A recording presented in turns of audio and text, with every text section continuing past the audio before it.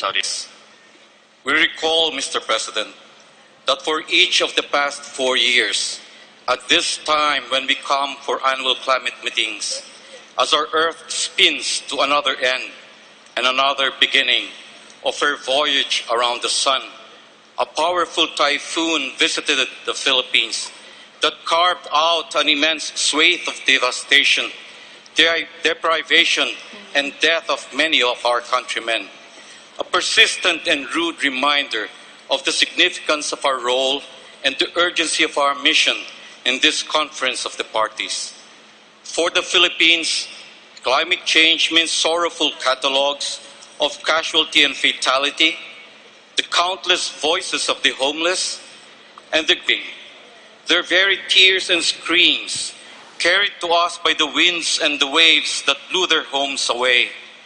During moments of great violence and bereavement, victim is an inadequate word to capture the loss and the damage visited upon us. Each body count has a name and an age, is workmate or lover, neighbor or friend, son or daughter, father or mother. It is in this light that the Philippines, together with the rest of the world, welcomes and supports the adoption of this historic Paris Agreement. Mr. President, we heeded the Manila-Paris call for action on climate change that our President, His Excellency Benigno Aquino III, and His Excellency President Francois Hollande launched during the latter's visit to the Philippines early this year. In addressing the Climate Vulnerable Forum on the first day of our conference, our President shared that even beyond such phenomena, we are all aware of how the discourse on development and inequality within and among nations is intertwined with climate change. Invariably, those who have the least bear most of the burden. The Paris Agreement is a significant stride forward for several reasons. First, its 1.5 goal has defined the global ambition for climate action. Paris has given us 1.5 to survive and to thrive.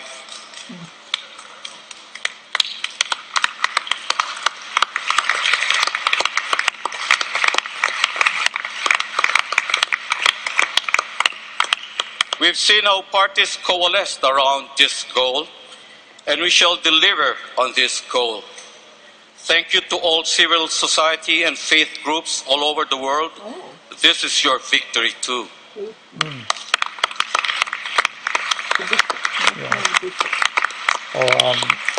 Representing 43 vulnerable countries and 1 billion people, the Climate Vulnerable Forum led by the Philippines will continue to lead and sustain the fight against climate change for a safe and resilient future for all.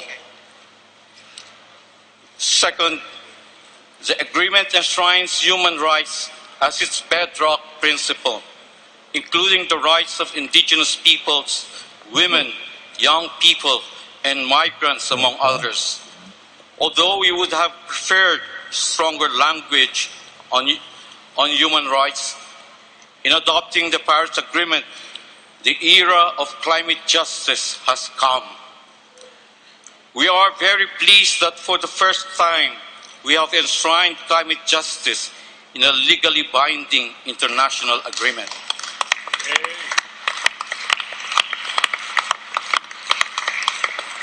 Third, the agreement ensures ecosystems integrity in climate actions, an element that we also are very pleased with. Fourth, the agreement provides support in finance, technology, and capacity building for all adaptation and mitigation efforts. While we are already doing a lot on our own to adapt to and mitigate climate change, we are committed to doing much more, as our INDC shows, and we can do more with the support of our partners. We would have wanted quantitative targets and more legally binding language, and we will continue to work for this as we implement the agreement. Lastly, we joined our developing countries in fighting for the inclusion of a loss and damage article in the agreement, separate from adaptation, to secure the permanence of the Warsaw International Mechanism on Loss and Damage. It lays the foundation of what we like to refer to as the WIM Plus, an institutionalized, operationalized mechanism on loss and damage that would ensure the recovery, restoration, and resilience of communities, livelihoods, and ecosystems adversely affected by slow onset events, extreme weather events, and other climate change impacts. We are concerned with paragraph 52 of the decision. We will study its long-term implications and will engage with partners on this at a later stage. Our Paris Agreement may not be as perfect as we want it to be, but it is essentially an acceptable accord. We can build on it and make it better over time. We must now focus on its implementation and work on its compliance procedures. Mr. President, the Philippines gratefully appreciates your leadership and the hard work for this agreement. You have been a magnanimous leader, attentive to the concerns of the powerful as well as the vulnerable.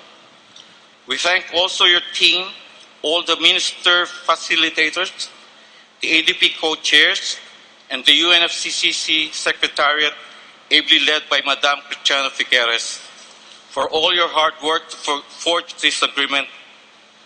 We especially thank our own G77 and China Chair South Africa for the high level of diplomacy and coordination she has demonstrated. Mr. President, it is not coincidental that it is in this city of Paris where the world has finally come together to deal effectively with climate change. Paris is the birthplace of three words: liberté, égalité, fraternité. But there is another French word that comes to mind: solidarité. Solidarity is not a stranger to Paris. When terrorists attacked this city last month, its people did not give in to baser instincts, nor were they defeated by fear. Instead, the people of Paris reached out to each other, her minorities included, and now they have welcomed us all warmly with open hearts and arms. For this city of light and of love, this landmark city where the Universal Declaration of Human Rights was born, where the people of France, more than 2 centuries ago, overthrew a despotic monarchy and issued the French Declaration of the Rights of Man, let us add one more accolade. Paris is where the countries and peoples of the world, in communion and in solidarity with each other, took decisive action against climate change. For this, we thank you, Paris. Merci beaucoup, la France.